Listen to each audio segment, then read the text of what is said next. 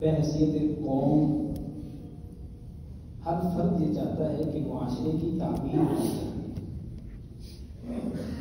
کوئی ایک معاملہ آپ یہاں پر سلجھانا شروع کر دیں، کسی ایک بات پر بحث و مباحثہ شروع کر دیں، ہر دوست ہر بھائی کی خواہش یہ ہوگی کہ جی بالکل معاشرے کی تعمیر بہت ضروری ہے، لیکن ایک برائی ایسی ہے جو ہمارے اندر پنپتی جا رہی ہے اور جس کے ہوتے ہوئے معاشرے کی اصلاح ممکن نہیں، اور وہ برائی کرنا بڑا آسان ہے۔ اس وقت دنیا میں کسی کے اوپر الزام لگا دینا یہ بہت آسان کام ہے، یہ کوئی مشکل نہیں ہے۔ شرعی نظام ہے نہیں کہ حدیں لگائی جائیں۔ پاکستان کے قوانین میں مسلمانوں کے حقوق کی پاسداری ہے نہیں کہ بتایا جائے کہ مسلمان کے حقوق کیا ہیں، اور دین اسلام کیا چاہتا ہے کہ مسلمان ہمیشہ سکون سے رہے، امن سے رہے۔ یہاں تک بتایا گیا السلام علیکم کا مطلب کیا ہے؟ بھائی سلامتی ہو، میری طرف سے تو محفوظ ہے، میری زبان سے، میرے ہاتھ سے، ہر لحاظ سے۔ اور یہاں تک کہ جب دو مسلمان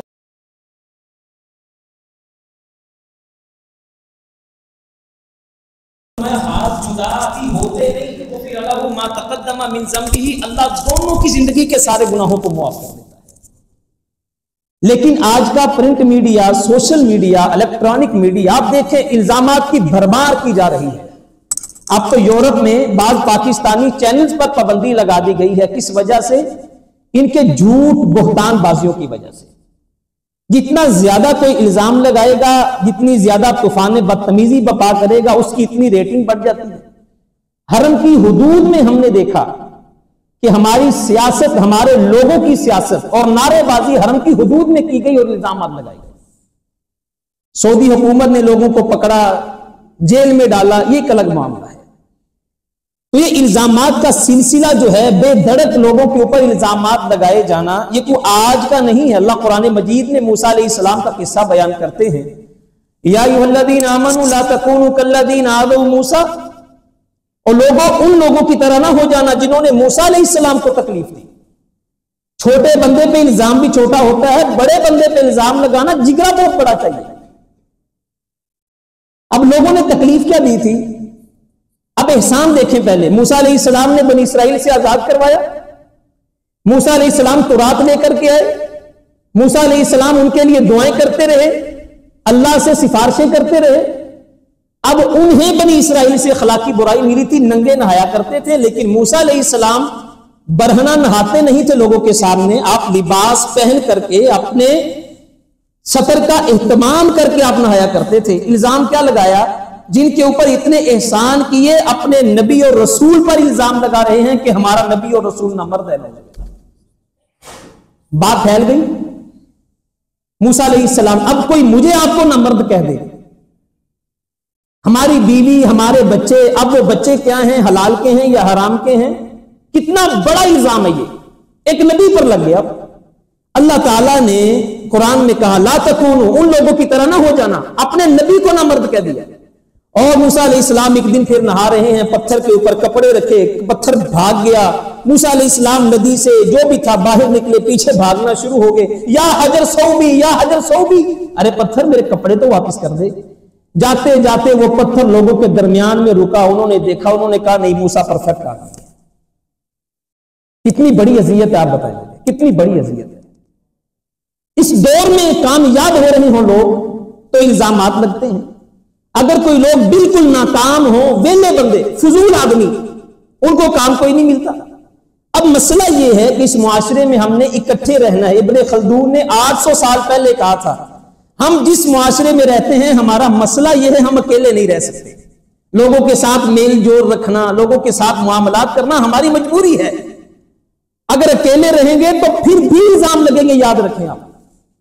صوفی جریج بیچارہ اکیلا رہتا تھا جھونپڑی میں، اکیلا عبادت کرتا تھا، ماں آتی ہے اور آ کے آوازیں دیتی ہے، صوفی جریج عبادت کر رہا ہے، عبادت کیے جا رہا ہے۔ اس نے کہا ماں کی بات مان لوں یا اللہ کے سامنے گڑ گڑا لوں؟ اس نے کہا چھوڑو ماں کو۔ 3 مرتبہ ایسا ہوا، اس کی ماں کے منہ سے بد دعا نکلتی ہے، اللہ تجھے موت نہ دے جب تک، صحیح حدیث ہے، جب تک تو کسی بدکارہ عورت کا منہ نہ دیکھ لے۔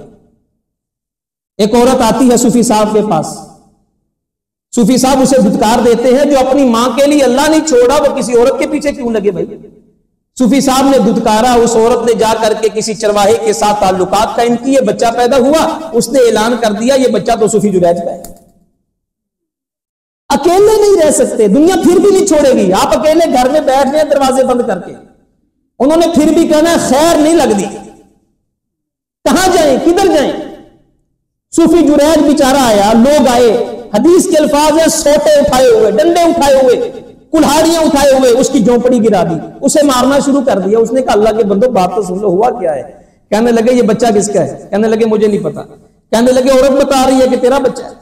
2 रकअत नमाज पढ़ी, अल्लाह के सामने इल्तिजा की, बच्चे को हाथ लगाया, ये छोटा सा मां की गोद में मासूम बच्चा दूध पीता बोल के कहता है मेरा बाप सूफी जुरैज नहीं, मेरा बाप फलां चल रहा है। अल्लाह ने बरी कर दिया। यह है इल्जामात, इतने सख्त इल्जाम होते हैं।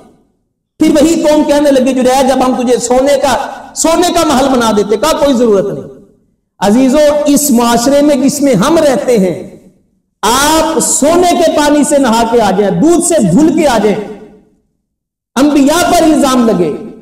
और आगे जाकर के एक किस्सा और आपके सामने रखता हूं। अब ऐब लगाने वाले लोग, अल्लाह के नबी सल्लल्लाहु अलैहि वसल्लम ने फरमाया मेरी उम्मत में कुछ लोग ऐसे हैं मफातिहल खैर, खैर की चाबियां, खैर ही खैर, खैर ही खैर। और मेरी उम्मत के कुछ लोग ऐसे हैं शर की चाबियां हैं, उनकी जुबान से भी शर, उनके हाथों से भी शर, और वो खैर का कोई काम नहीं करते। अगर हो रहा हो उन्हें तकलीफ शुरू हो जाती है।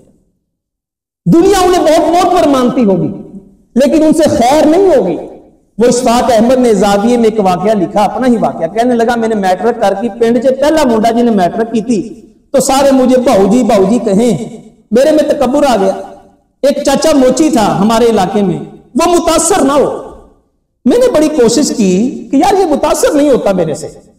मैं बाहर पढ़ने जाने लगा तो मुझे मां ने कहा चाचे को मिल के आया। मैंने कहा मां जी मैं चाचे को नहीं मिला। कहती पुत्र मिल के आ, चाचे को दुआ ले दी है। मैं दुआ लेने गया तो आगे से चाचा मोची कहने लगा पुत्र किधर चलना है। मैंने कहा बाहर पढ़ने जा रहा हूं। मुझे कहने लगा 3 गल्ला याद रखी, पैंट कोट नहीं पाना, कफ वाले सूट नहीं पाने, तो लंबे बाल नहीं रखने। कहते मैं चला गया, मैं वापिस आया साल बाद, सारे मुझे, चूंकि मैं पहला बच्चा था ऐसे करने वाला पिंड में, सारे मुझे भाऊजी भाऊजी, चाचा मुतासर ना हो मेरे से। मैंने चाचे को मुतासर करने के लिए कहा चाचा जी साइंस कहती है कि मक्खी 2000 मेगापिक्सल जो है इसकी आंख होती है, बंदे की 2000 आंखें हो, मक्खी की 1 आंख को बराबर होती है। मैंने कहा चाचा आज तो मुसाफिर होगा ना। आगे से चाचे ने भी जुमला कहा, उन्होंने क्या लानत है खोजी मक्खी थे, 2000 मेगापिक्सल आंख रखने के बावजूद भी बैठती गंद पे जाके, बैठती गंद पे जाके, जख्म ढूंढ के बैठेगी, पूरा जिस्म नजर नहीं आता उसे, मिठाई नजर नहीं आती उसे, खाला गाढ़ा नजर आता है। ऐसी आंख को हमने क्या करना है। ऐसे लोग बाजारों में खड़े हो जाना, फजूल बातें करना, इतने वेले लोग न थी जब तक अपने गुनाहों पे नजर, रहे देखते औरों के अबो हुनर, जब पड़ी अपने गुनाहों पे नजर तो निगाह में कोई बुरा ही न रहा। ये इतना खतरनाक काम है, इतना खतरनाक। कफा बिल मर्रि कज़िबन अन युहद्दिसा बिकुल्लि मा समिया। हुजूर ने फरमाया किसी बंदे के झूठा होने के लिए ही काफी है सुनी सुनाई बात आगे बयान कर दे। अल्लाह के नबी ने गीबत की तारीफ क्या बताई है। हम लोग कहते हैं कि देखो उसके अंदर ये बात मौजूद है, हम झूठ नहीं कह रहे, हमने तहकीक की है। अल्लाह के नबी का फरमान फिर भी देखे मुसलमान की इज्जत कितनी है। बैतुल्लाह को मुखातिब करके कहा बैतुल्लाह तेरा बड़ा मुकाम, तेरा बड़ा मर्तबा, लेकिन एक मुसलमान का मुकाम बैतुल्लाह खुद से भी ज्यादा है, याद रखना। और फिर फरमाया क्या है, अल्लाह अकबर, यहीं पर बस नहीं की मेरे पैगंबर ने फरमाया सिहाबा अगर कोई मुसलमान मौजूद ना हो तुम उसकी गैर मौजूदगी में बात करो, यह गीबत है। अल्लाह के नबी अगर उसमें बात हो, फरमाया यही तो गीबत है, उसकी गैर मौजूदगी में तुम बात कर रहे हो, उसमें है तब गीबत है, नहीं है तो फिर बोतान है। अगर वो मौजूद होता तुम उसके मुंह पे बात करते। फिर फरमाया चुगलखोर आदमी ला यदखुलुल जन्नत नम्माम। हुजूर ने फरमाया क़यामत का दिन होगा, जन्नत का दाखिला अल्लाह ने बंद कर दिया चुगलखोरी करने वाले। अगली हदीस, अल्लाह अकबर, अल्लाह के नबी सल्लल्लाहु अलैहि वसल्लम सोए हुए हैं, ख्वाब में जिब्राइल और मीकाईल आते हैं, जहन्नुम आपको दिखाई जा रही है। फरमाया एक बंदे को अजाब हो रहा है, उसका जबड़ा जो है आरी से चीरा जाता है, फिर ठीक होता है, फिर चीरा जाता है, फिर ठीक होता है। अल्लाह के नबी ने पूछा जिब्रील इस बंदे का गुनाह क्या है। फरमाया हुजूर क़यामत तक इसका जबड़ा चीरा जाएगा, کرتا کیا تھا؟ جھوٹ پہلے سنتا تھا، گھڑتا تھا، پھر سنا سنایا جھوٹ لوگوں میں بیان کرنا شروع کر دیتا تھا۔ امام سفیان ثوری رحمہ اللہ کہا کرتے تھے جو بندہ سنی سنائی بات الزام لگانے کے لیے آگے کر دیتا ہے، اس بندے کا دین بھی نہیں رہتا، اس بندے کی عزت بھی نہیں رہتی۔ امام مالک رحمہ اللہ کہا کرتے تھے میں نے پوری زندگی میں سنی سنائی بات کو آگے پھیلانے والے بندے کو گمراہی کے سوا کسی رستے پر نہیں دیکھا ہے۔ امام اوزاعی رحمہ اللہ کہا کرتے تھے سنی سنائی بات کرنے والا بندہ ظالم ہے، ایسے بندے کی اللہ دعا ہی قبول نہیں کرتے۔ عزیزو، یہ ہے الزامات لگانا۔ ہم تو منہ سے بات نکال دیتے ہیں۔ وہ بادشاہ بیٹھا دربار میں، کسی نے کہا بادشاہ وہ تیری بیٹی بھاگ گئی، اس نے دربار برخاست کر دیا۔ تھوڑی دیر کے بعد وہ آنے والا دوبارہ آتا کہ کہتا بادشاہ غلطی ہو گئی تھی، بیٹی تیری گھر میں ہے۔ اس نے کہا او ارے اب بیٹی گھر میں ہو یا بھاگ گئی ہو فرق نہیں پڑتا، لوگوں کو پتا چل گیا ہے کہ بادشاہ کی بیٹی بھاگ گئی۔ ہم پوری زندگی کی محنت پہ، پوری زندگی کی کمائی پہ پانی پھیر دیتے ہیں صرف اپنی زبان کو تھوڑا سا ہلا کر۔ ایسے الزامات کا کرنا کیا ہے؟ ہم نے معاشرے میں رہنا ہے۔ اللہ کے نبی صلی اللہ علیہ وسلم پہ اترنے والے قرآن نے حل بتائے ہیں۔ پہلا حل جو قرآن مجید سے ہمیں ملتا ہے، جب کوئی ایسا معاملہ ہے آگے بیان کرنے سے پہلے فرمایا تصدیق کر لو۔ جس کے بارے میں کہا جا رہا ہے اس سے بھی پوچھو، جو کہنے والا ہے اس کا کردار دیکھو، اے بندہ ٹھیک ہے؟ یا ایھا الذین آمنوا ان جاءکم فاسق بنبأ، اللہ کے نبی نے مدینہ سے بندے کو بھیجا زکات لے کے آؤ، وہ وہاں پہنچا نہیں، واپس آ گیا، کہنے لگا اللہ کے نبی زکات نہیں دیتے۔ اللہ اکبر، حضور نے لشکر تیار کیا، تلواریں نکالی، چل پڑے، رستے میں قرآن کی آیت اترتی ہے پیارے پیغمبر ان جاءکم فاسق، صحابی ہے وہ والا، اگر تمہارے پاس کوئی بندہ غلط خبر لے کر کے آئے تو تم جنگ کے لیے نکل پڑو گے بغیر تحقیق کے؟ فَتُصْبِحُوا عَلَىٰ مَا فَعَلْتُمْ نَادِمِينَ، تمہیں بعد میں پتہ ہے کتنی شرمندگی ہوگی۔ تم تحقیق تو کر لو۔ اب بیان کرنے والا کون ہے جی؟ پیپل کالونی کا رہنے والا ہے، صحابی ہے، صحابی بھیجا کس نے ہے؟ حضور نے۔ اور قرآن کیا کہہ رہا ہے؟ اگر کوئی فاسق خبر لے کر کے آئے تو پہلے تحقیق کر لو اور پھر بات آگے کرو، تصدیق کریں۔ اس کا بہترین حل تصدیق کرنے کے لیے آپ کے سامنے کوئی بات کر رہا ہے اس کا ہاتھ پکڑے، اسے کہیں بھائی تو میرا بھائی ہے، وہ بھی میرا بھائی ہے، چل ایک منٹ کا کام ہے، اس کے منہ پر چلتے ہیں، انشاءاللہ آدھی بات وہاں پوری ہو جائے گی۔ اور دوسرا سوال اس سے یہ کر لے کہ بھائی اور زندگی میں تو نے کیا کیا ہے؟ تو اس پہ تو بات کر رہا ہے، تیری اپنی اچیومنٹ کیا ہے؟ اور ہمیں اکثر سننے میں ملتا ہے جی بڑا معتبر آدمی جس نے آپ کے بارے میں یہ کہا۔ اللہ کے نبی صلی اللہ علیہ وسلم کی حدیث، وہ بندہ معتبر کیسے ہو سکتا ہے جو اپنے بھائی کی غیر موجودگی میں چغلی کر رہا ہے؟ وہ بندہ کیسے معتبر ہو سکتا ہے؟ دوسرا حل جو ہمیں قرآن نے بتایا ہے، بلا ان تصبروا وتتقوا، الزامات لگ جائیں، تم کمزور ہو، تم نہیں کچھ کر سکتے، صبر کر دو۔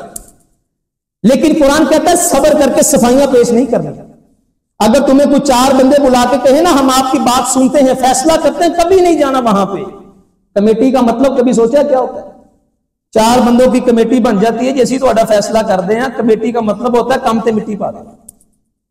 اس دنیا میں اس بندے کے سامنے کوئی نہیں ہوتا جس کے بارے میں پتا ہوتا ہے ان دن آپ پنگا لے کسی پھنس جانا۔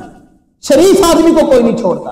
بلا ان تصویروں، موسیٰ علیہ السلام نے دو ہی باتیں کہی تھی، کہا میری قوم اگر الزامات لگ جائیں صبر کرو، تقوی اختیار کرو۔ تقوی کیا ہے؟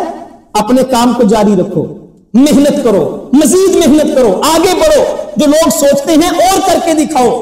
اما عائشہ رضی اللہ تعالی عنہ کتنا بڑا نام ہے جی، سارے جانتے ہیں اما عائشہ کو، سارے جانتے ہیں۔ حضور نبی کریم صلی اللہ علیہ وسلم کی بیوی ہیں، اللہ ابو بکر صدیق کی بیٹی ہے رضی اللہ تعالی عنہ۔ 5 ہجری ہے، غزوہ بنی مستلق ہے، قافلہ واپس آ رہا ہے، ماں عائشہ قضاء حاجت کے لیے باہر نکلتی ہیں، ہار گم ہو جاتا ہے، ہار ڈھونڈتی ہیں نہیں ملتا، قافلہ سمجھتا ہے کہ ماں عائشہ دبلی پتلی کمزور تھی، اونٹنی پہ بیٹھ گئی ہیں، اونٹنی چل پڑتی ہے، قافلہ آگے نکل گیا، ماں عائشہ وہاں بیٹھی انتظار کر رہی ہیں، پیچھے سے حضرت صفوان آتے ہیں۔ لشکر کے پیچھے کہ بندہ رکھا جاتا تھا تو جو خیال کیا کرتا تھا، حضرت صفوان آئے، آ کر کے دیکھا پردہ کی آیات بعد میں نازل ہوئی تھی، پہچانتے تھے ماں عائشہ ہے، دیکھا کہ ماں عائشہ بیٹھی ہیں، اونٹنی نیچے بٹھائی، آنکھیں جھکا دی. بڑی غیرت کا اہتمام, حیا کا اہتمام. ماں عائشہ کو اونٹنی پر بٹھایا, لے کر کے آگے آئے. جب قافلے کے قریب پہنچے, اللہ اکبر, ماں عائشہ مدینے میں آتی ہیں, بیمار ہو جاتی ہیں. ایک عورت آتی ہے, ماں عائشہ کو آ کے کہتی ہے طبیعت کیا ہوا, خراب ہے. آگے سے جملے نکلتے ہیں, ماں عائشہ کے پاؤں تلے زمین کھسک جاتی ہے. جملہ کیا ہے, پیاری عائشہ, مدینہ کی گلیوں میں, مدینہ کی عورتوں میں یہ بات مشہور ہو چکی ہے کہ آپ نے صفوان کے ساتھ ناجائز تعلقات کیے ہیں. نعوذ باللہ. کس کی بیوی ہے جی؟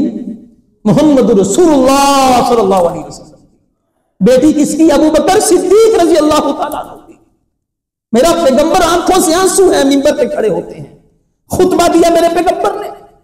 صحابہ, جو یہ بات کرتا ہے میں اسے کچھ نہیں کہتا, لیکن میری عائشہ خیر پر ہے. میری عائشہ میں کبھی ایسا کچھ نہیں دیکھا. جس عائشہ کی تصویر جبریل لے کر کے آئے, حضور آپ سے اللہ شادی کروانا چاہتا ہے عائشہ کی. اللہ اس عائشہ کے بارے میں عائشہ اتنا روئی, اتنا حضور کے سامنے, اللہ کے نبی میں کیا کروں؟ فرمایا عائشہ میں محمد خاموش ہوں صلی اللہ علیہ وسلم. عبداللہ بن ابی منافق نے تم پہ الزام لگایا, میں خاموش ہوں, لیکن میں اللہ سے امید کرتا ہوں صبر کر جا, اللہ تیرے بارے میں برات کا اعلان کر دے گا. عائشہ کہتی ہے اللہ کے نبی آپ کچھ نہیں کر سکتے. فرمایا محمد کچھ نہیں کر سکتا صلی اللہ علیہ وسلم. اب ماں عائشہ پہ الزام لگا ہے, سنی سنائی بات عبداللہ بن ابی نے پھیلائی ہے. دو صحابہ اور ایک صحابی حسان بن ثابت, جن کے بارے میں حضور نے کہا تھا اللہ حسان کی جبریل کے ساتھ مدد کر دے. مصطح بن نصاصہ رضی اللہ تعالیٰ دوسرا صحابی, اور تیسری صحابیہ. اللہ کے بندو, یہ تینوں بھی اس الزام میں شامل ہو گئے. ہم تو پھر عام بندے ہیں, اسی اکثر مسجد چ رہن والے, ساڈی کیوں بات, ہم جس پہ چاہے الزام لگا دیں. یہاں الزام لگانا مشکل ہے. ماں عائشہ پہ الزام لگا, صحابہ شامل ہو گئے. ماں عائشہ نے کہا اللہ کے نبی مجھے اپنے باپ کے گھر بھیجیں. ماں عائشہ اٹھی, ابو بکر صدیق کے گھر چلی گئی. اور اگر آپ یہ واقعہ پڑھیں, ابو بکر صدیق کی آنکھوں سے جب تک اللہ نے قرآن نہیں اتارا پانی خشک نہیں ہوا. ابو بکر صدیق رو رہے ہیں, ماں عائشہ کی ماں رو رہی, اللہ ماں عائشہ رو رہی ہے. پھر اللہ نے 16 آیتیں اتاری. کتنی آیتیں؟ ہم دودھ میں دھلے تو ہے نہیں کہ اللہ قرآن اتارے گا. الزامات لگائیے آپ, پاؤں کھینچیے آپ. ابن اساکر نے کہا تھا لحوم العلماء مسموم, دنیا میں سب سے زہریلا گوشت علماء کا ہے, جو اسے کھاتا ہے اس کی روحانی موت ہو جاتی ہے. ایک حنفی علماء نے کہا تھا جو بندہ علماء پہ الزام لگاتا ہے اللہ اس کی 7 نسلوں سے دین چھین لیتا ہے. یہاں ماں عائشہ پہ الزام لگا ہے. اللہ نے 16 آیتیں اتاری قرآن کی. اللہ کے نبی اٹھے, ابو بکر صدیق کے گھر گئے, اور جا کے جب بتایا, ماں عائشہ رضی اللہ تعالی, یہ بھی ایک عمل ہے کرنے والا. ماں عائشہ اٹھی, سجدے میں گر گئی. ابو بکر صدیق نے کہا بیٹی اٹھ, میرے پیغمبر کا شکریہ ادا کر. آگے سے ماں عائشہ نے کہا ابو جی میں اپنے پیغمبر کا شکریہ ادا کیوں کروں, میں تو اللہ کا شکریہ ادا کروں گی جس نے میری برات کا اعلان کر دیا. 16 آیتیں اتاری اللہ نے, اور جو آیتیں اتاری کمال کر دی. استلقونہ بألسنتکم, تم اپنی زبانوں کو حرکت دے رہے تھے اور بول بول کر رہے تھے ماں عائشہ کے بارے میں. حضور نے پھر 80 کوڑے لگائے. حسان بن ثابت کو بھی لگے, مصطح بن نصاصہ کو بھی لگے, اور پھر صحابیہ کو بھی لگے. یہاں ایک جملہ اور نوٹ کر لیجیے, جو الزام لگانے والا تھا نا جی مصطح بن نصاصہ, اس کا ماہانہ راشن ابو بکر صدیق دیا کرتے تھے. اپنے ہی گراتے ہیں نشے منٹے بجلیاں, اپنے ہی گراتے ہیں. ابو بکر صدیق نے غصے میں کہا کہ میں نے آج کے بعد اس کا راشن بند کر دیا ہے. اللہ نے قرآن کی اگلی آیت اتار کے کہا ابو بکر صدیق اگر تو چاہتا ہے کہ اللہ تجھے معاف کر دے, اپنی بیٹی پہ الزام لگانے والے کا راشن دوبارہ شروع کر دے. یہ ہے مسلمان کی عزت. اور آخری حل, اللہ اکبر. عزیزو, ایک محدث کہا کرتے تھے اگر آپ کا بس چلے, آپ کمزور نہ ہو, ایسے بندے کے گوڈے گیٹے رگڑوا کے اس کو معافی دینی چاہیے. یہ بھی قرآن کے اندر ہے. آپ کہیں گے مولوی صاحب کیڑی گلاں کر رہے, نہیں. 40 بندوں میں اس نے میری توہین کی ہے, مثال دیتا ہوں, میری نہیں کی, کسی اور کی ہے. چوک میں کھڑے ہو کر کے اس نے انگلی اٹھائی ہے, اکیلے میں آگے ہو, دیکھو جی غلطی ہوگی معاف کر دیو, گوگلوں سے مٹی اتار رہا ہے, اور باہر بتا کے ہے دیکھیا میں مولوی نو کھچتا, دیکھیا میں حاجی صاحب کی بےزتی کرتی, دیکھیا میں چودھری صاحب نو چوک کے ٹنگ دیتا.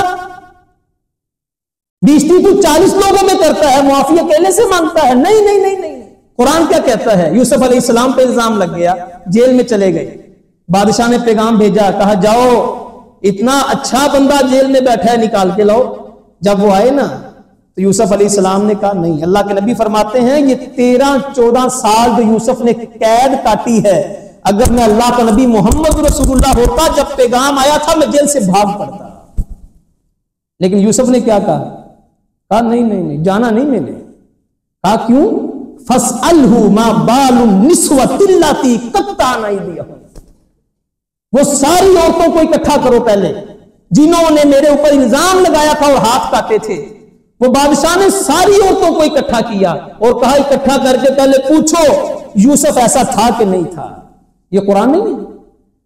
جب ان ساری عورتوں کو اکٹھا کیا گیا تو ساری عورتوں نے کہا بیک زبان ہو کر کے، ہم نے اذ راوتن یوسف عن نفسہ قلنا حاشا للہ، 12ویں سپارے کی آخری آیتیں ہیں۔ کہنے لگی یوسف پارسا تھا، ہم بری تھی۔ آگے سے کہنے لگے ذالک لیعلم انی لم اخنہ بالغیب۔ یوسف علیہ السلام جیل سے باہر نہیں آئے، جب ساری عورتوں نے گوڈے گیڈے رگڑے معافی مانگی، پھر یوسف علیہ السلام باہر آئے اور آ کر کے کہا یہ اس لیے کیا تھا کل کو لوگ یہ نہ کہیں کہ یوسف علیہ السلام جھوٹے تھے۔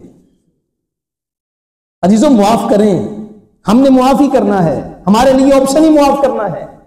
آپ نے معافی کرنا، اللہ معافی کو پسند کرتا ہے، لیکن ایسے لوگوں سے بچیں، ایسے لوگوں کے شر سے بچیں، ایسے لوگوں سے دور رہیں، اپنی زبان کو ضرور بھی ضرور روک کے رکھیں۔ آخری بات ہے، یہ حدیث سن لیں، اتنا بڑا معاملہ ہے، اتنا بڑا، یہ مسلمان، یہ اسلام، یہ کوئی چھوٹا معاملہ نہیں ہے۔